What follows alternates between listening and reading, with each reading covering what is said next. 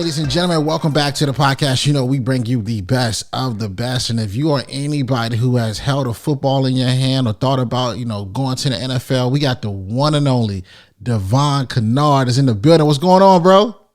What's going on, man? Thank you for having me. Man, listen, man, I was excited to do this. Whenever we got somebody that has truly, achieved something in life, on and off the field, it's always an opportunity to really tell your story here. And our audience right now, fam, they love show notes. They love going down. They're probably already on your Instagram profile. But for those of them that are, just now learning who Devon is, take us back to like the young kid growing up. Where are you from? I'm born and raised in Phoenix, Arizona, but I had a dad who played 13 years in the league. So one of my earliest moments when it comes to football is being on my dad's shoulders when he won Super Bowl in 1996. Wow. So I grew up in a household where we have a Super Bowl trophy in the basement. And my dad would break out the ring anytime he wanted to kind of, show me, hey, this is what you're aspiring for. So that's kind of my passion and initial desire to play the game came from. Oh, that's dope, man. Like you come from, a family of champions. And I can only imagine, right, if you ever was talking junk on the field, how fast he probably would go grab that ring. Oh yeah, and quick in a hurry, like man, you ain't done nothing yet. Look what I accomplished. And he played 13 years, so even now he was like, "Do you got a ring yet? Have you played 13 years? I don't want to hear it." I'm like, all right, you got it, you got it. What's crazy when you think about it too, right? Like I think that's almost an understatement, but it shows just his durability, right? His focus. 13 years in the NFL, fam. That's a huge accomplishment.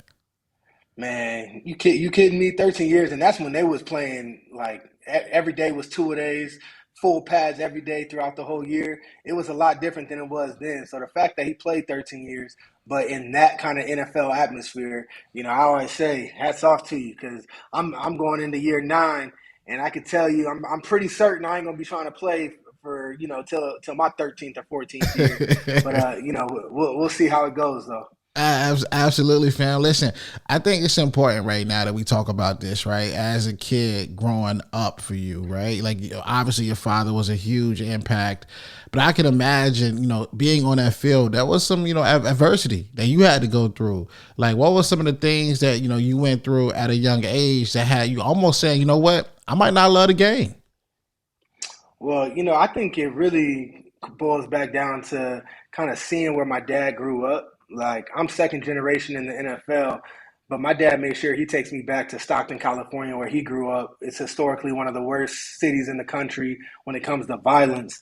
And it's like, that was motivating and inspiring for me because it's like, man, he really had to get it out the mud to put my family in the position that we're in today.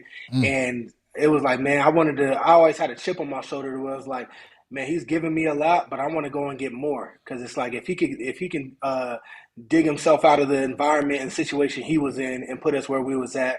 I felt like it was my turn to, take the hand off and do what I got need to do with it to take my family to the next level. And that's always been a motivation for me growing up. And when I was a kid, it was like I was too big, so I had to play with older kids, and that was humbling. I'm playing with Mm. kids 2, 3 years older than me, but they're my size, but size and like intellect and knowledge and power even it wasn't the same, but it made me grow up quick. And I got to the point where I'm balling and playing with kids older than me. So when I started playing with kids my age, I'm like, man, this is a breeze. And it kind of took off from there. Oh man, yo, Devon really just gave y'all a hack right now. If you growing up right now, your body's a little bit bigger, you might need to start playing around the right people, which also speaks though to the importance of understanding and being in the right environment, right? Like what have you learned by, being in the right environment? Man, I think you got to surround yourself around people that you aspire to be like. And, because if you don't do that, then you start falling back to what everybody else around you is doing. And for me, I wanted to be surrounded around people that was achieving greater than I was and had just as big, if not bigger, dreams than me. Because it always pushes you forward and makes you want to better yourself. When you're surrounded around people who are set or who are comfortable with where they're at, it's inevitable. That kind of weighs down on you, and you start to act and become the same way. And I didn't want to be that way. Mm. Let's talk about it, right? You didn't want to be that way. One thing that I say, let's get Devon on the show is because I believe you are one of those athletes that like is currently playing that it's already thinking bigger. I think of a couple people that come to my mind. We see what Draymond Green is doing and stuff like that. But for you to be out and about, speaking, talking about things like generational wealth, where did that come from? I would say it came from when I was in college and even my senior year of high school. I started to have some injuries, and I've realized, like, man, I don't know if football is going to end up working out for me. I've dealt with injuries. I tore my pec off the bone. I've had a grade 4 microfracture in my hip. I've had labrum surgery. I've had 2 surgeries on my hands. So I've gone through quite a few injuries, and it was like, dang, am I going to make it? And it made me ask myself a question. What do I want my life to look like? And do I want it to look like that with football or with or without football? And when I made a decision, it was like, man, I want to be able to do what I want, when I want, how I want, and where I want, whether I'm playing in the NFL or not. And once I made that decision, it's like, all right, I got to get it on the field, but I also got to get it off the field and figure out how I'm gonna make it work either way. And that's been my motivation and kind of my driving factor since college. Mm. And you look at life, right? One thing about life, if you live long enough, you begin to see, some of the amazing things that come with life, right? Getting married, having, children. I know, you have, children. What has, I think it's your daughter, what has she taught you about life and maturity? It made me realize I now have 2 kids. I have a 3-year old and an 11-month-old, Congrats, two man. little girls, and the thing I've learned with being a parent is how selfish I was and how selfless you have to become. Mm. It's not about what you want all the time. It's not about where you want to be, what you need to do. I'm constantly having to think about, especially a person like me who wants to achieve and do so much in my life. I have to factor that in with how much time I'm spending away from my girls, the needs that my wife needs, how I'm going to be able to help her.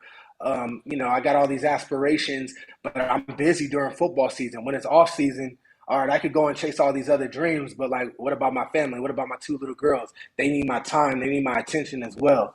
So, I would say the selflessness I've learned, patience is another thing. You gotta be my 3-year old. She going crazy right now. She going through a phase where she talking back a little bit and all those things and being patient and really teaching her and principles that I think are going to go a long way in life.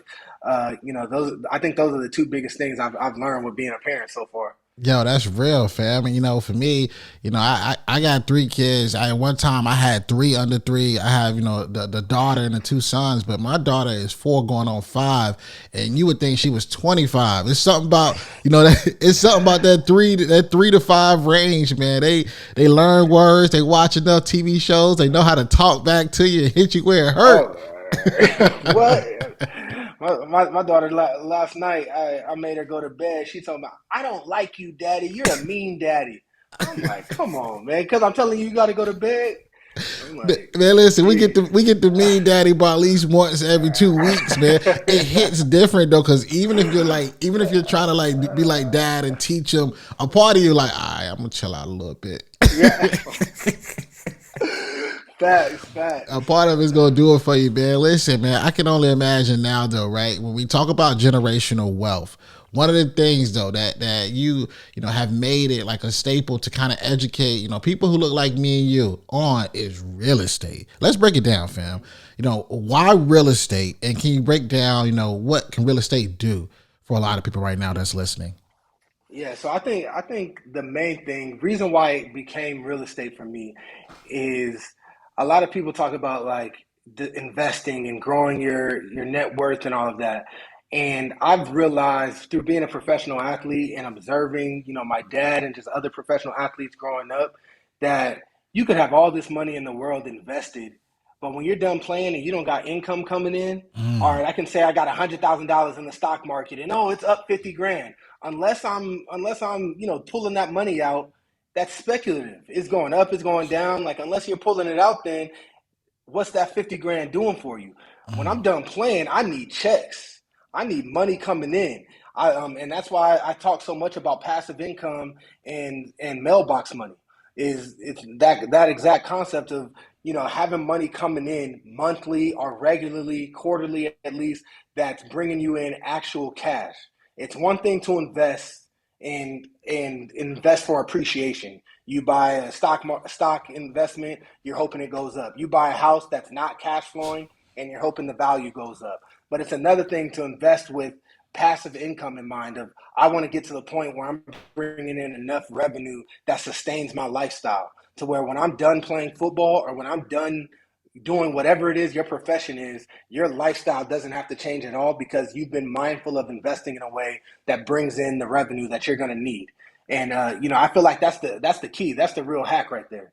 Hey, listen, bro, you gave one hell of a sound bite, and I think I think the quote from here is, "I need checks. Yo, I need you to put that on a shirt. I need you to put that on a hoodie."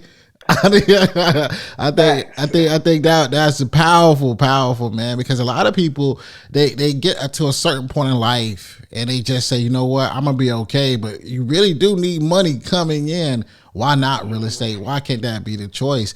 I think about, growing up, and you're, somebody that grew up on the West Coast. You've seen so many different things.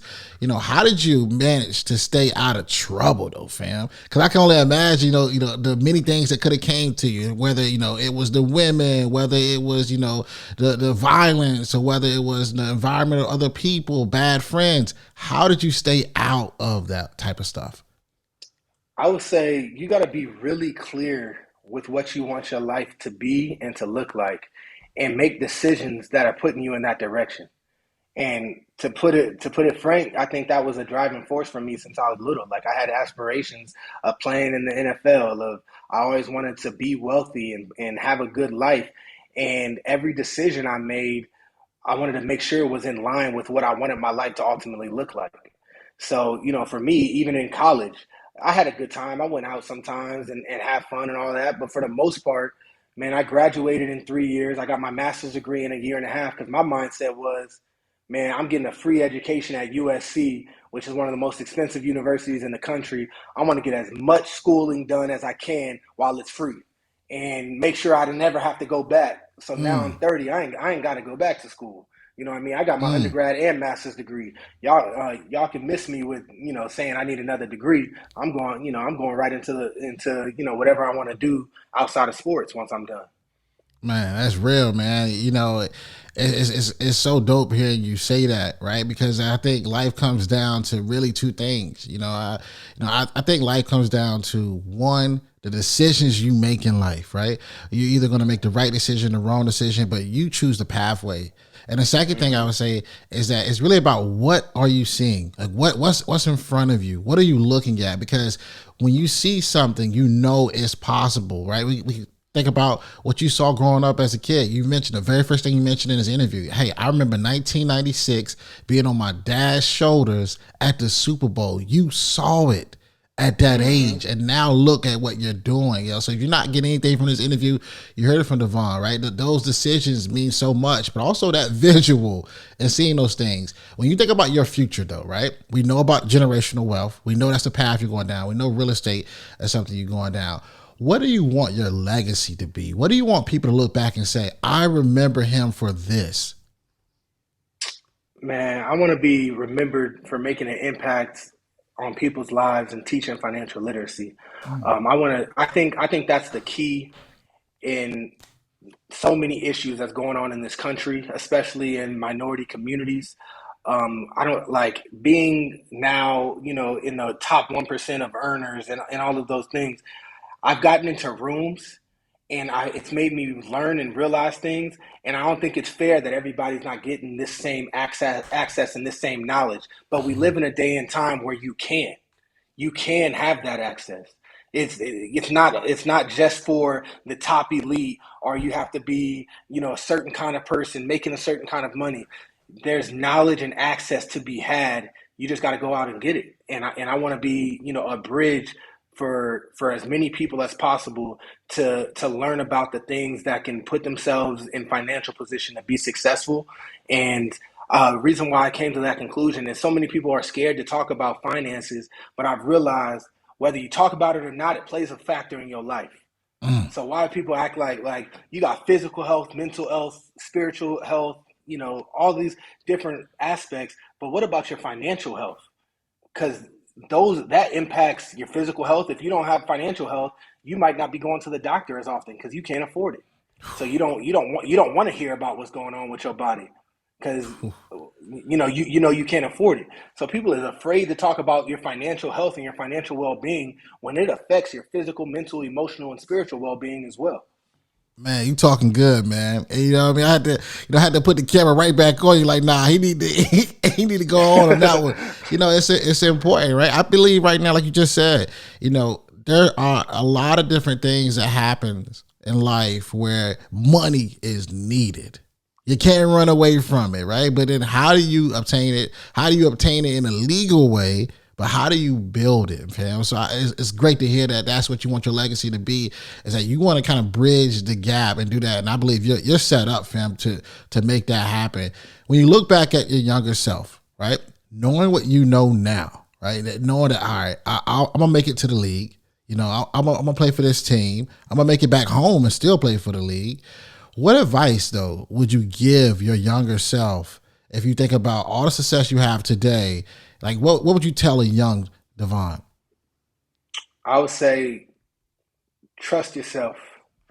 There's times where I didn't believe and wasn't certain that I was doing the right things or on the right path. Like I didn't. I remember in college there was guys where I felt like who was having more success than me on the football field, off the football field, what have you. And I'm like, dang, they going out. I don't think they studying as much as me. They're not doing this, they're not doing that. And I'm kind of like jealous, to keep it 100.